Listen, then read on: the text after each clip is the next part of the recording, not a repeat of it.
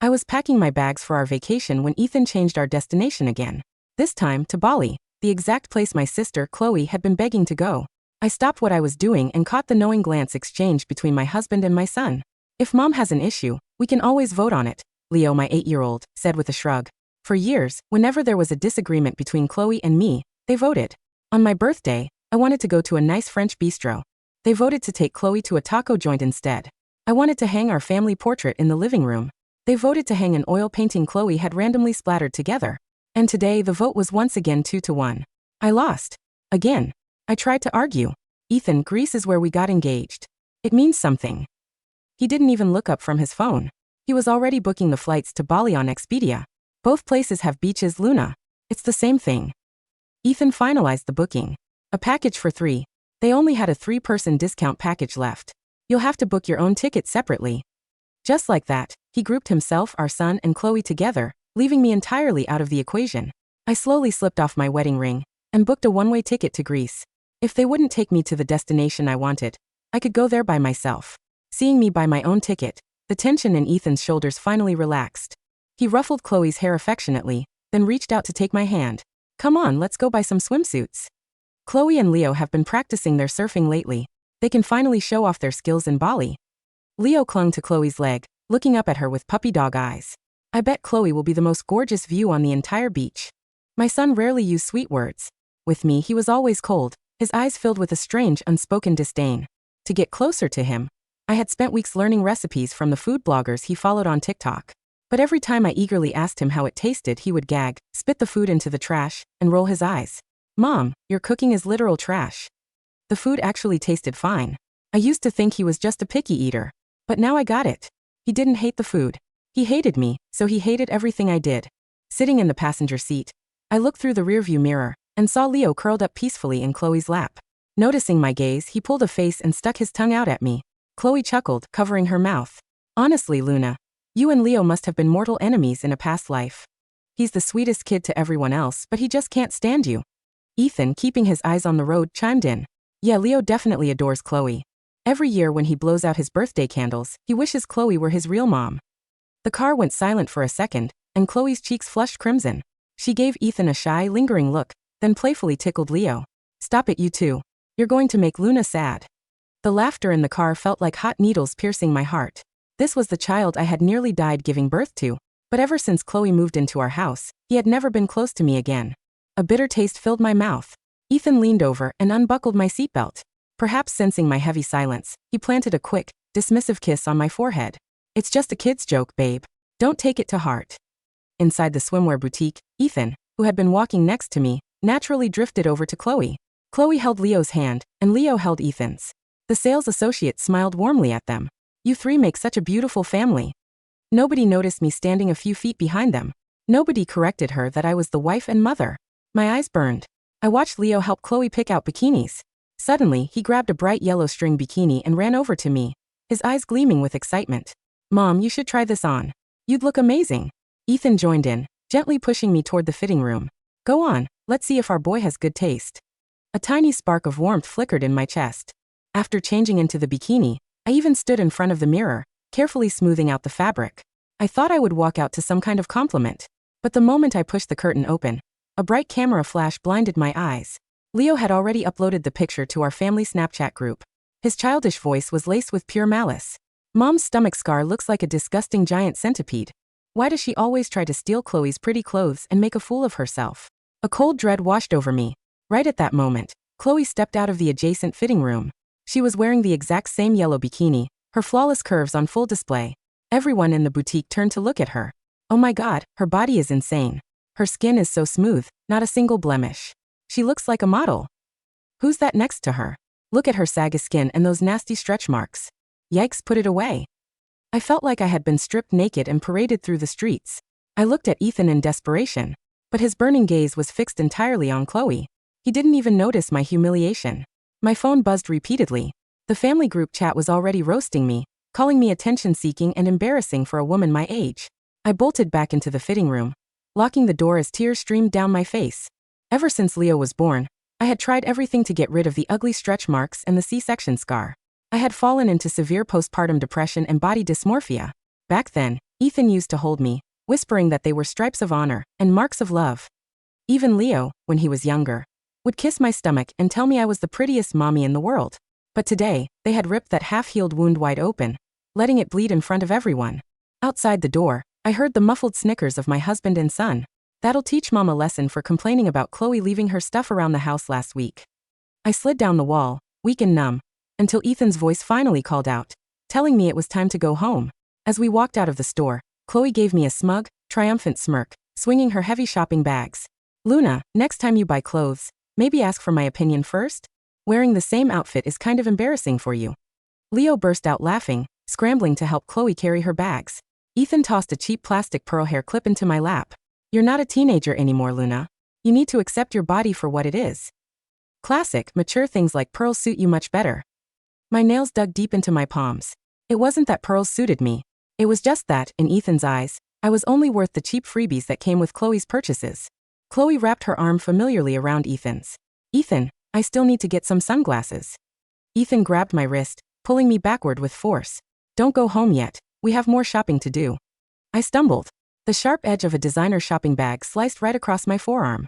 Beads of blood welled up instantly. I gasped at the sharp pain. But neither Ethan nor Leo even glanced back. They happily accompanied Chloe back into the mall. Are you Luna, the photographer? A soft voice broke through my daze. A young girl had stopped beside me, pulling a band-aid from her purse and handing it to me. I looked up, startled, and nodded slowly. The girl gasped, covering her mouth in excitement. Oh my God. I love your work. I've been a huge fan of your photography for years. But, you haven't uploaded anything new in 8 years. 10 years ago, I was a rising star in the photography world under the name Crescent. My photos were praised for capturing the raw, breathing soul of nature. Ethan had fallen in love with my work first. He had spent months trying to get my contact info. He used to send me flowers every morning, homemade lunches at noon, and hot cocoa in the evening. I was swept off my feet by his devotion and agreed to marry him. After our marriage, his career took off, while I was dragged into the domestic mud. Leo was born with a weak immune system, and I was forced to become a stay-at-home mom. I never touched my camera again. The only reason I had insisted on going to Greece was because Ethan had once promised me that we would take a set of wedding photos there for our 10th anniversary. He had forgotten his promise. But I decided I was going to keep mine. Even if I had to go alone. Saying goodbye to the girl, I looked her in the eyes and said, I'll be uploading new work soon. I won't make you guys wait much longer. Heavy footsteps approached from behind. Ethan walked up to me, his brows furrowed in annoyance. What is taking you so long? You didn't buy a swimsuit, and you're not helping with the sunglasses. Drop the attitude, Luna. I promise I'll take you to Greece next time, okay? With me, it was always next time. With Chloe, it was always right now. When Chloe wanted a limited edition Chanel bag, Ethan drove across 3 states to get it for her the same day. When I wanted a new Nikon lens, he promised he would have a friend import it for me. I waited excitedly for a week. When I asked him about the shipping status, he simply shrugged. Oh, I forgot. To Ethan, I had ceased to matter a long time ago. Maybe seeing how pale I looked, Ethan softened his tone a bit. Luna, she's your little sister. Why do you always have to compete with her? I nodded quietly. You're right. He smiled, satisfied, and wrapped an arm around my shoulder. When we finally go to Greece, I'll have my assistant book the best wedding boutique and makeup artist. I'll make sure you get the dream wedding shoot you've always wanted. You'll be my beautiful bride again. Chloe and Leo walked out of the store, carrying dozens of shopping bags, looking exhausted but happy. Let's go home. We practically bought out the store. Ethan's eyes softened with affection as he took the bags from Chloe's hands. Suddenly, the sky opened up. A torrential downpour began to flood the streets. The back seat and the passenger seat of our SUV were completely piled high with Chloe's shopping bags. As the rain lashed violently against the windshield, Chloe poked her head out of the window, looking apologetic. Luna, there's literally no room left in the car. Maybe you could take an Uber back? Before I could even respond, Leo slammed the door shut, ignoring where my hand was resting. A sharp, crushing pain shot through my fingers. I pulled my hand back in agony, took a step backward, and slipped. My heel got caught in a drainage grate. Ethan made a move to get out of the car, but Chloe stopped him. Ethan, the rain is getting really heavy. If we don't leave now, the visibility will be too bad to drive safely. He started the engine, throwing a quick, take care of yourself, out the window before speeding off into the rain. The heavy rain soaked me within seconds. I bit my lip so hard it bled, forcing myself not to cry. These heels were a custom-made gift Ethan had ordered from a boutique in Paris for our 8th anniversary. As I struggled to free my foot, the leather rubbed my heel raw and bloody. Just like our marriage, once beautiful, now worn down to a bloody mess. I pulled my foot out of the shoe, leaving it behind, and stepped barefoot into the freezing, muddy water. Years ago, during the worst of my postpartum depression, I had stood on the edge of our balcony. Ethan had trembled with fear, begging me with tears in his eyes not to jump. He said the baby needed me. He said he needed me. I didn't jump. I walked back inside barefoot. He had knelt on the floor, gently warming my freezing feet with his hands before putting my slippers on. Luna, if you get cold, my heart breaks. Now the cold rain drenched me to the bone, but Ethan's heart didn't break anymore. I pulled out my phone to call an Uber, but the screen flickered once from the water damage and went completely black. I stood under the bus shelter, shivering, waiting for the storm to pass. When the rain finally stopped, a street sweeper pointed at the drain. "Hey lady, did you lose your shoe?" I looked at my bare, bruised feet and smiled. "No, I don't want it anymore." By the time I dragged myself home, Ethan was just walking out of the kitchen with a mug of hot milk. My heart sank. I didn't even ask him when he had learned how to use the stove. Last month, on my 30th birthday, I had begged him to bake a simple cake with me. He had refused instantly. "I don't know how to bake, Luna. Don't be childish." Seeing me stand there dripping wet, a rare flash of embarrassment crossed Ethan's face. Chloe and Leo got soaked. I didn't want them catching a cold, so I made them some hot lattes. "There's probably some left in the pot if you want." I glanced at the kitchen counter. The pot was already sitting in the sink, filled with soapy water. "Dad didn't make any for you," Leo sneered from the sofa. "Dad promised that his love only belongs to me and Chloe." Even though I had told myself I didn't care anymore, my chest still throbbed with a dull ache. "What happened to your feet?" Ethan's breath hitched slightly as he noticed the blood on my heels. He moved toward the closet to find the first aid kit. I wasn't ready to forgive him for leaving me in the rain. "I'm fine," I said coldly. But the moment I took a step, a sharp, stinging pain shot up my legs. Ethan suddenly stopped, covering his nose and grabbing a can of Lysol, spraying the air around me. "Chloe has a weak immune system, Luna. Your feet are literally covered in street filth. You're going to bring bacteria into the house. If she gets sick, I'm the one who has to stay up all night taking care of her." Every word felt like a sledgehammer shattering whatever was left of my heart. I stood frozen as Ethan sprayed the floor with disinfectant 3 times, wiped it with rubbing alcohol 5 times, and then threw a pair of disposable slippers at my feet. Chloe sipped her latte, clinking her mug playfully with Leo's. Suddenly, she ran into my study and came out clutching 3 of my vintage cameras. "Luna, can I have these? I want to take some cool vintage aesthetic photos on the plane tomorrow." Those cameras had traveled with me across the globe. They were my prized possessions. "No," I said flatly. Chloe's lower lip trembled, and tears immediately welled up in her eyes. Ethan glared at me in frustration, snatching the cameras from my hands and shoving them into Chloe's arms. "If she wants them, let her have them. I'll buy you new ones later, Luna. Stop being so petty." Chloe instantly beamed, jumping up and wrapping her arms around Ethan's neck. Then she pointed at the newest camera in the pile. "Actually, Ethan, I'll just take this one. If I take them all, Luna might get really mad at me." Ethan smiled tenderly. "You're always so thoughtful, Chloe." I stared at the camera in her hand. The initials of my name and Ethan's were engraved on the leather casing. It was his wedding gift to me. He had forgotten. But it was fine. If she wanted my leftovers, she could have them. Leo gave me a wicked grin. With a sudden sweep of his arm, he knocked the remaining cameras off the table. With a sickening crash, the delicate lenses shattered on the hardwood floor. The memory cards rolled away. My mind went completely blank. I dropped to my knees, desperately trying to gather the broken pieces, but the power buttons wouldn't even click. My dreams, my passion, my youth, shattered into worthless pieces by the people I loved most. A sudden wave of dizziness hit me. I bumped my head against the corner of the table, too weak to even stand up. Ethan sighed heavily, nudging my leg with his foot. "It's just a couple of old cameras, Luna. Do you have to play the victim like this? Stop acting and pack your bags. Our flight is at 9 tomorrow morning." With that, he walked into the master bedroom with Chloe and Leo. I lay on the cold floor for a long time before I finally found the strength to drag myself up. From the bedroom, I could hear Leo's sweet, spoiled voice. "I want to sleep with Chloe and Dad tonight." I looked at the wreckage on the floor. I pulled out my backup phone, connected it to the printer, and printed out a copy of the divorce papers. I signed my name clearly at the bottom and left them on the kitchen island. The lights in the bedroom went out. No one cared if I was still breathing. I grabbed my passport, my ID, and walked out into the night. The house that wasn't mine, the husband who didn't love me, the son who hated me. I didn't want any of it anymore. The night air outside the airport terminal was sharp and cold, cutting straight through my thin jacket, but for the first time in 8 years, my chest didn't feel constricted. I sat near the boarding gate for my one-way flight to Athens, holding a cup of cheap airport black coffee. On my lap sat a small leather bag containing my passport, my wallet, my backup phone, And my birth certificate. Nothing else. No. Heavy luggage, no stray toys, no men's dry clean suits to carry, no delicate sister's designer dresses to guard.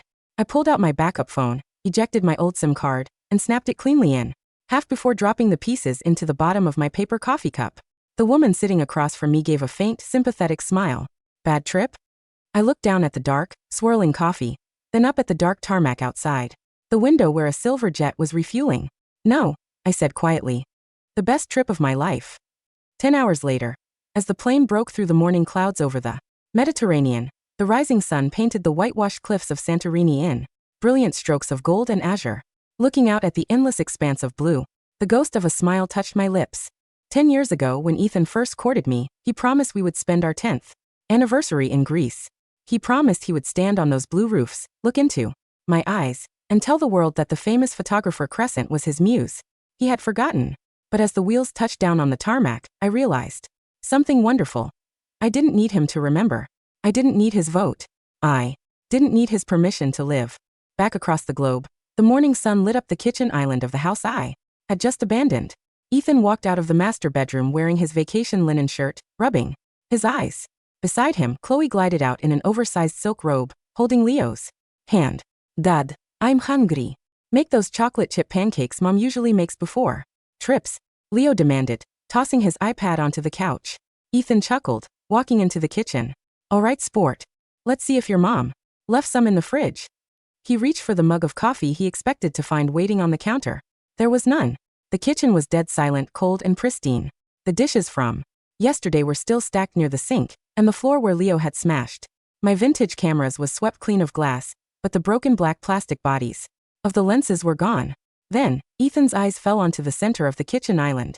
Lying beside a set of house keys was a thin stack of paper, printed clearly. Across the top in dark, bold lettering were 2 words: divorce agreement. Below it, signed in firm, unyielding black ink, was my name, Luna Vance. Chloe walked over, leaning over his shoulder with a cup of water. When her eyes caught the title of the document, she let out a loud, dramatic scoff. Oh please, is she really doing this again? Chloe rolled her eyes, taking a sip. She's so theatrical, Ethan. Signing divorce papers just because we didn't take her to Greece? She's 30 years old, acting like a dramatic teenager. Leo ran into the kitchen, grabbing a box of cereal. Is Mom throwing a tantrum? Again? Good. I hope she doesn't come to Bali. She's super annoying anyway. Ethan stared at the signature for a long moment. A faint flicker of annoyance crossed his face, but he quickly smoothed his collar and let out a tired sigh.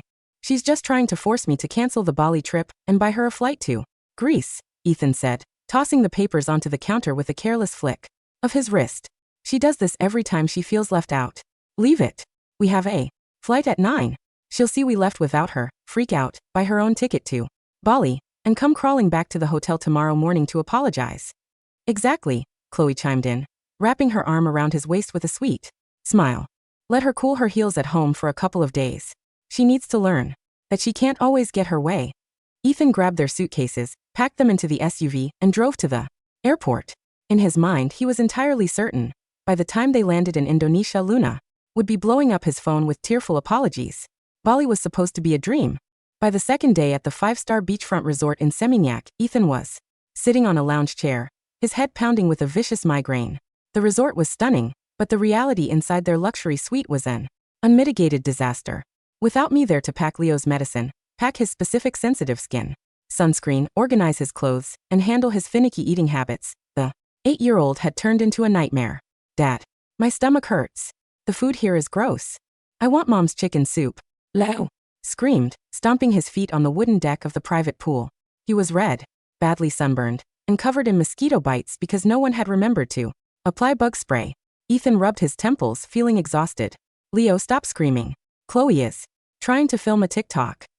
A few feet away, Chloe was wearing a golden bikini, posing against the infinity pool while trying to capture the perfect sunset light. Leo, you're ruining the audio. Chloe snapped, her sweet, gentle voice completely gone, replaced by a sharp, irritated glare. Ethan, can't you keep your son quiet? I've been trying to get this 10-second clip for an hour.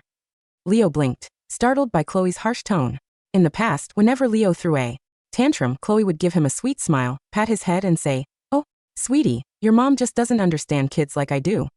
Now that there was no mom around to compare herself to, Chloe had zero patience for an 8-year-old's complaints. Chloe, help me put some aloe vera on his back, Ethan said, looking up from his phone. He's blistering. Chloe scoffed, tossing her selfie stick onto a lounge chair. Gross. No. I just got a manicure, Ethan. Plus, I'm not his mother. Why don't you do it? Or better yet, call Luna and tell her to get her butt on a plane already. Ethan's brows furrowed. I've been calling her for 2 days, Chloe. Her phone is completely off. He pulled out his phone again, dialing my old number. The number you have dialed is no longer in service.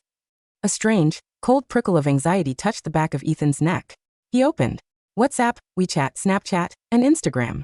Every single account belonging to Luna Vance had been deactivated or deleted. She deleted her accounts? Ethan muttered, staring at the screen. She's just playing hard to get, Chloe said dismissively, checking her reflection in the glass door. She probably blocked you to make you panic. Trust me, once we get back home, she'll be waiting on the couch begging for forgiveness. Dad, I'm hungry. Leo whimpered, pulling on Ethan's shirt. Chloe promised she would take me to get tacos, but she said she's too tired. Chloe rolled her eyes, grabbing her designer bag. I have a dinner reservation at the rooftop club with some influencers I met on Instagram. You guys can order room service. Chloe, wait, this was supposed to be a family trip, Ethan said, his voice dropping into a stern register. Chloe turned, giving him a cold, calculating look. Ethan, I came to Bali to relax and take photos, not to be a full-time babysitter for your kid. If you want a live-in maid who cooks and takes care of screaming children while you relax, go find your wife. She turned on her high heels and walked out of the villa, slamming the door behind her. Ethan stood in the middle of the luxurious room, surrounded by scattered clothes, dirty room service trays, and his crying sunburned son. For the first time in 10 years, he looked around and realized that without me, his life was not a peaceful paradise. It was a chaotic, filthy, unmanageable mess. While Ethan was drowning in room service dishes in Bali, I was sitting on a stone bench in the ancient village of go.I, watching the sun dip below the horizon of the Aegean Sea. In my hands was a brand new professional Leica camera, a gift to myself, purchased from a renowned vintage camera boutique in Athens. I raised the lens to my eye. The heavy, metallic click of the shutter felt like a heartbeat returning to a body that had been dead for a decade. I didn't shoot polished, fake, heavily filtered vacation photos. I shot the raw, breathing soul of the island. The deep, weathered wrinkles of an old Greek fisherman repair his nets, the harsh, jagged rocks rising out of the foam, the golden light spilling across a bare, bruised human heel stepping out of dark water. That night, sitting in a quiet cafe overlooking the ocean, I opened an old, dusty digital account that had been dormant for 10 long years. An account with 3 million inactive followers under the name Crescent. I uploaded a gallery of 12 unedited, high-resolution photographs titled Unbound, The Art of Leaving. The final photo in the set was a close-up shot of a woman's bare foot scarred at the heel, stepping off a muddy curb into a pool of golden light. The caption read simply, "For 8 years I was told my marks were ugly, my voice was small, and my passion was worthless. Today, the crescent rises again. I am home." I closed the laptop, ordered a glass of local red wine, and took a deep breath of the sea breeze. Within 3 hours, the internet detonated. The art world had never forgotten Crescent. 10 years ago, my sudden disappearance from the photography scene had been one of the industry's greatest mysteries. Major art critics, National Geographic editors, and celebrity collectors had spent years searching for the prodigy who had captured the raw essence of humanity. By morning, the post had been shared over 500,000 times. Critics' choice. The legendary Crescent returns with a masterpiece. Who broke this genius's wings for 10 years? Look at the emotion in these shots. That photo of the bruised heel. It feels like a soul escaping a prison. Absolute perfection. Among the millions of comments, a young girl's comment was pinned to the very top of the thread. User_Maya. Oh my God. I met her 3 days ago at a mall in Chicago. She was barefoot in the pouring rain, bleeding from her foot because her husband drove off with her sister and left her in a storm. She told me she wouldn't make us wait much longer. Crescent, you are an icon. Never go back to those monsters. The comment triggered an online wildfire. Within 12 hours, internet sleuths had connected the dots.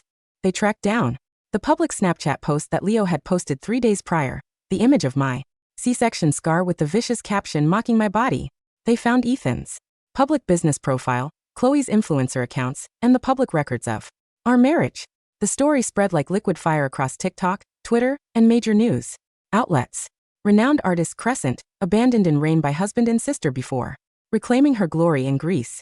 When Ethan and Leo landed at O'Hare International Airport 6 days later, Ethan looked like he had aged 5 years. Chloe had spent the rest of the trip partying with her influencer friends, ignoring both of them, and had booked a separate first-class flight home on Ethan's credit card. Ethan pulled his luggage through the terminal, his head pounding, leading a crying, exhausted Leo by the hand. "Dad, I want Mom. Call Mom right now." Leo sobbed, his sunburn peeling terribly, his clothes dirty. "Chloe yelled at me on the plane. She called me an annoying brat. I hate her. I want Mom. Stop crying, Leo." Ethan snapped, his own nerves frayed to the absolute limit. "We're going home right now. Your mom is probably at the house." They took a taxi back to the suburban house. Ethan pushed open the front door, expecting to see the warm lights on, the smell of roasted chicken drifting from the kitchen, and me sitting on the sofa, ready to give in. Instead, the house was pitch black, cold, and dead silent. The kitchen island was exactly as they had left it 6 days ago. The signed divorce papers were still sitting there, covered in a thin layer of dust. "Luna?" Ethan called out, his voice echoing eerily in the empty foyer. No answer. He ran up the stairs to our master bedroom and threw open the closet doors. Half of the closet was completely empty. My clothes, my shoes, my personal jewelry, my skincare, everything belonging to me was gone. On the nightstand rested Ethan's wedding band, placed neatly beside a small, cheap plastic pearl hair clip, the freebie he had tossed into my lap at the mall. Ethan stood in the center of the dark room, his breathing turning fast and shallow. Crack. His phone buzzed violently in his hand. It was a call from his corporate headquarters. He answered, his voice shaking. "Hello, Ethan. Where the hell have you been?" His senior business partner roared through the line. "Have you seen the news? Have you seen the internet? What are you talking about?" Ethan stammered. "Your wife is Crescent, the world-famous photographer," the partner screamed. "And your son posted a photo of her body online mocking her scar. The entire internet knows you left her in the rain to take her sister to Bali. 3 of our major clients just canceled their contracts with us. They said they refused to do business with an abusive, narcissistic hypocrite."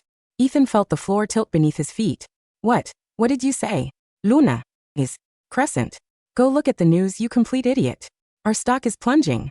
If you don't fix this and get your wife to issue a public statement clearing your name, the board is firing you on Monday." The call disconnected. Ethan's phone slipped from his fingers, crashing onto the carpet. He frantically pulled up his laptop, his hands trembling violently as he typed in the name Crescent. The screen filled with glowing reviews, news articles, and millions of social media posts praising my work. And then he saw the viral post from the fan at the mall, detailing how Ethan had let my hand get crushed in the car door, how he had left me barefoot in the mud, and how he had given my wedding camera to Chloe. The comment section was a wall of pure, unadulterated fury directed at Ethan Vance and Chloe Lynn. Ethan Vance is the most repulsive husband on earth. Imagine having a world-class artist for a wife and treating her like a maid for her gold-digging sister. The son is a sociopath too, who mocks their own mother's C-section scar, the very mark that brought him into the world. Boycott Vance Logistics. Destroy his company. Ethan collapsed onto the edge of the bed, his face completely drained of color. At that moment, the front door slammed downstairs. Chloe walked in carrying 6 new designer shopping bags, looking furious. "Ethan," Chloe yelled, storming up the stairs. "My Instagram account just got banned. Thousands of people are leaving hate comments on my photos calling me a homewrecker and a parasite. What is your crazy wife doing?" Ethan slowly raised his head. He looked at Chloe, at her heavy makeup, her greedy eyes, her selfish, demanding face. And for the first time in 8 years, the illusion shattered completely. This was the woman he had chosen over me. A selfish, shallow parasite who didn't care about his son, didn't care about his career, and only cared about his money. "Get out," Ethan whispered, his voice hollow. Chloe froze. "What?" I said, "Get out of my house." Ethan roared, springing from the bed, his eyes wild with fury as he grabbed her shopping bags and hurled them down the stairs. "You ruined my life. You ruined my family. Get out." Chloe shrieked, backing away in terror as Ethan slammed the door in her face. Downstairs, Leo was sitting on the floor, holding his stomach, sobbing hysterically as he stared at the dusty, empty kitchen. "Mommy." The 8-year-old boy wept, pulling his knees to his chest, realizing for the first time in his life that the mother who had loved him, cooked for him, and nearly died for him, was never coming back. 1 month later, the historic art gallery of Santorini was bathed in warm golden light. Outside, the Mediterranean Sea sparkled under a clear, velvet night sky. Inside, Hundreds of international art collectors, gallery owners, journalists, and high society patrons filled the hall, drinking champagne and admiring the 30 massive framed photographs hanging on the white stone walls. It was the grand opening of Crescent's solo international exhibition. I stood near the center of the gallery wearing an elegant, floor-length dark emerald silk gown. My hair was styled in soft waves, my skin radiant, my eyes sparkling with a quiet, powerful confidence. Beside me stood my European gallery director, discussing an upcoming exhibition tour in Paris and London. Mississippi Crescent. Every single piece in the gallery has already been sold out. The director smiled warmly, raising his glass. You are officially the most sought-after photographer in Europe this season. Thank you, Julian. I smiled, taking a light sip of champagne. It feels good to be back. Suddenly, a commotion broke out near the glass entrance of the gallery. Sir, you cannot enter without an invitation. This is a private event. The security guard's stern voice echoed. I'm her husband. That's my wife. A desperate, raspy voice shouted back. Lao.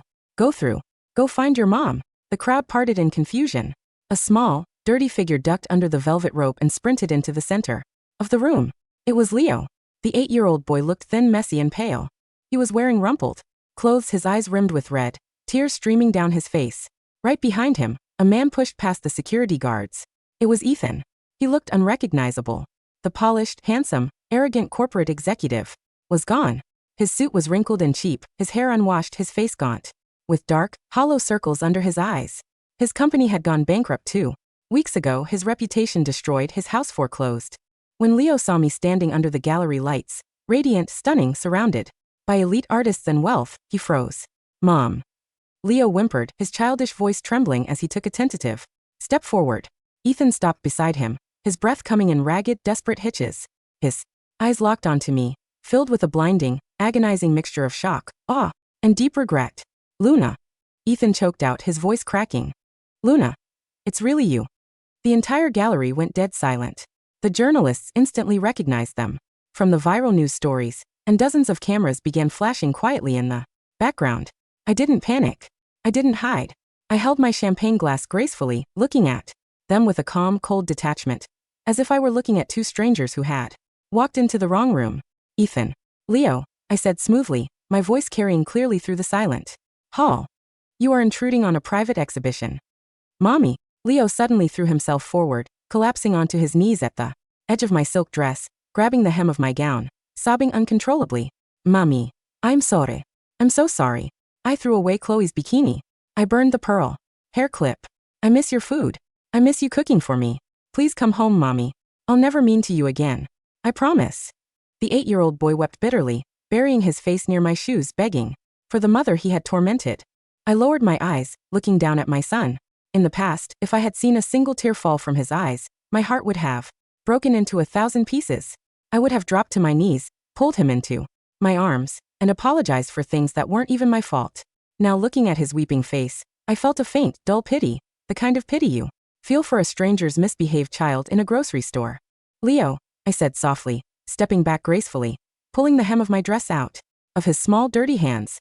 You didn't hate my cooking. You hated me. And you didn't love Chloe. You just loved having a target to hurt alongside your father. Leo's sobs caught in his throat. He looked up at me with wide, terrified eyes. You are 8 years old, I continued calmly. Old enough to understand that actions carry consequences. You made your choice every single day for 3 years. You voted me out of your life. And today, I am honoring your vote. Luna, please. Ethan fell to his knees beside his son, his face wet with tears, grabbing his own chest as if he were dying. I was blind. I was a fool. Chloe is gone. I threw her out. My company is gone. My money is gone. Everything is gone. The only thing that ever mattered was you. Look at me, Luna. Remember Greece? Remember our promise? We can start over here. I'll stay in Greece with you. I'll wash your cameras. I'll carry your bags. I'll be whatever you want me to be. Ethan bowed his head until it touched the cold marble floor of the gallery, weeping like a broken man, pleading for a second chance. The crowd of international art patrons looked down at the kneeling father and son with utter, unadulterated contempt. I looked down at Ethan's trembling shoulders. Ethan, I said quietly, do you remember what you told me at the swimwear boutique? Ethan raised his tear-stained face, blinking through his tears. You told me, you're not a teenager anymore, Luna. You need to accept things for what they are. I quoted, my voice smooth, elegant, and entirely unbothered. You told me that cheap, simple freebies suited me better. I reached into my small clutch bag, pulled out the cheap plastic pearl hair clip he had thrown into my lap a month ago, and tossed it gently onto the floor, beside his kneeling knee. You were wrong, I whispered, a brilliant, radiant smile breaking across my face. Pearls don't suit me. Freedom does. I turned my back on them. Security, I instructed calmly, glancing at the guards waiting near the entrance. Please escort these gentlemen out. They are ruining the ambience. Luna. No. Luna, please. Mommy. Mommy. Their desperate, heartbreaking screams echoed through the grand stone arches of the gallery as the guards grabbed them by their arms, dragging them out into the dark night. I turned back to my gallery director, held up my champagne glass, and took a smooth, sweet sip. Where were we, Julian? I asked softly, smiling into the warm golden light. Ah yes, Paris in the spring. Outside, the Mediterranean waves smashed against the ancient white cliffs, washing away the last lingering ashes of my past, leaving behind a world that was vast, beautiful, and entirely my own.